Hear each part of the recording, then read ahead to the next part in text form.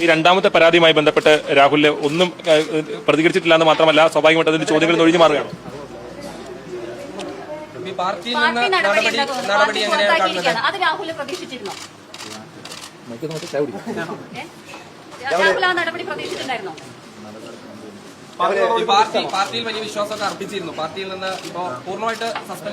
രമേശ് ചെന്നിത്തല ഉൾപ്പെടെയുള്ള ആളുകൾ രൂക്ഷമായ വിമർശനം ഉന്നയിച്ചുകൊണ്ടാണ് അവസാന ഘട്ടത്തിൽ രംഗത്ത് വന്നത്. താങ്കൾക്ക് അതിനെക്കുറിച്ചൊന്നും പ്രതികരിക്കാനില്ലേ?